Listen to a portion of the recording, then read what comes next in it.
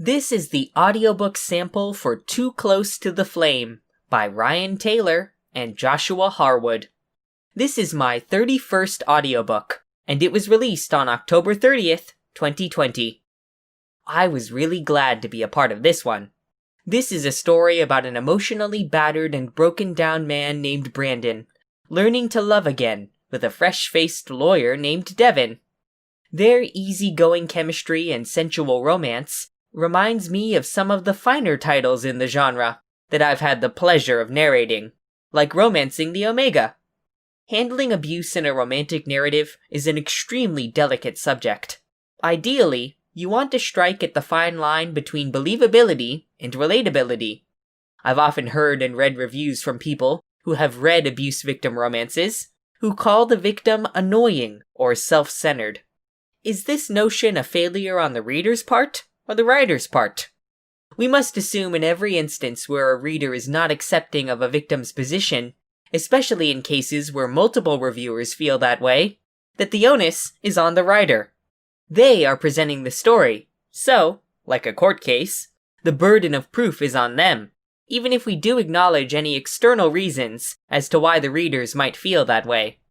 Luckily, this story pulls off Brandon's tale of abuse with aplomb. It is sensitively handled, and, most importantly, Devin is never exasperated with the situation or with Brandon, and that, to me, is critical.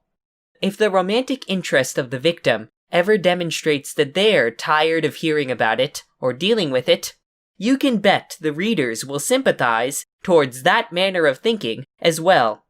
If you're interested in listening to a romance that correctly shows how abuse can be incorporated into a narrative, I would definitely check this one out. I hope you enjoy this audiobook sample. Chapter 4. Brandon. After Devin went into Liam's office, I had gotten back to work on the monthly billing. At least, I tried to do it, but all the times and figures ran together as I sat there wondering what the hell I'd done. Devin was hot, no doubt, and he seemed like a genuinely nice guy. He got along well with everyone, and was always polite. His face was so handsome, it almost hurt to look at him, and his ruby red lips made his green eyes spectacular. The way he wrinkled his forehead when he was thinking sometimes made me a little lightheaded. It was best not to even think about his body. Men with muscles had always been my weakness, and over the last few weeks, I'd already wasted too much time fantasizing about what Devin looked like beneath his stylish suits. He tried to talk to me whenever he came around, which was at least once a day, and I hated how much I'd begun looking forward to it. The handsome red blush he sported when we had our conversations always made me wonder if he was nervous. He was funny, and sometimes he almost brought out the giddy, playful side of me I'd so carefully buried away. I tried not to look up when Liam's door opened, but I couldn't help myself. Liam perked right up when Devin asked if I'd be ready at 5, and it took me a second to respond. After Devin left, Liam eyed me curiously.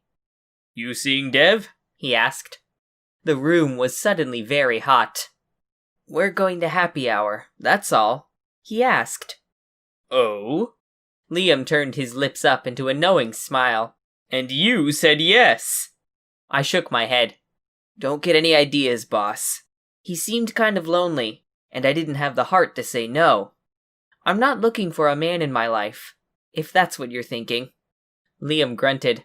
"Sometimes that's exactly when a man comes along." He knocked on my desk twice.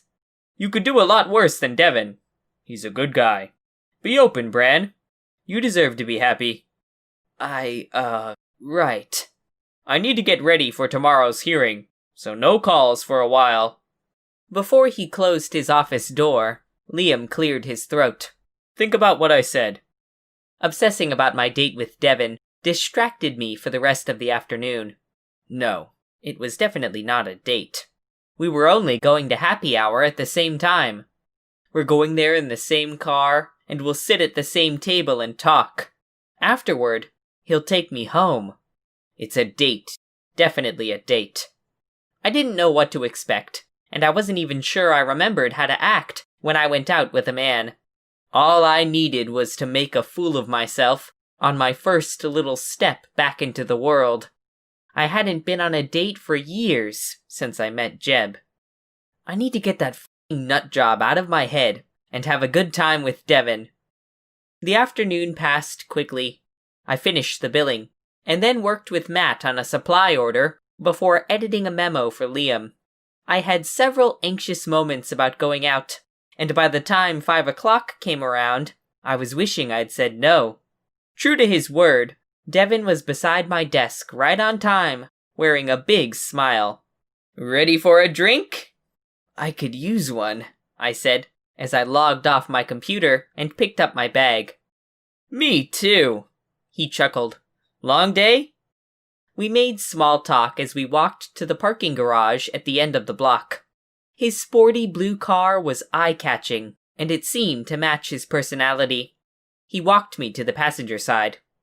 "No, let me," he said, when I reached for the handle to open the door. He put a hand on my elbow and steadied me as I climbed into the low seat. You could have knocked me over with a feather, because no guy had ever helped me into a car, and I didn't feel like jerking away from Devin's touch. I couldn't think of anything to say when he got into the driver's side and started the engine, so I went with what came to mind. "This is a nice car. What kind is it?" "Audi TT. You into cars?" Now I'd gotten myself into it. "I don't really know anything about them," I snickered. "This one has a nice shape, though, and it's very comfortable inside. I like the metallic blue paint." He licked his lips and took a breath before saying anything. "It matches your eyes." A link to purchase Too Close to the Flame is in the description.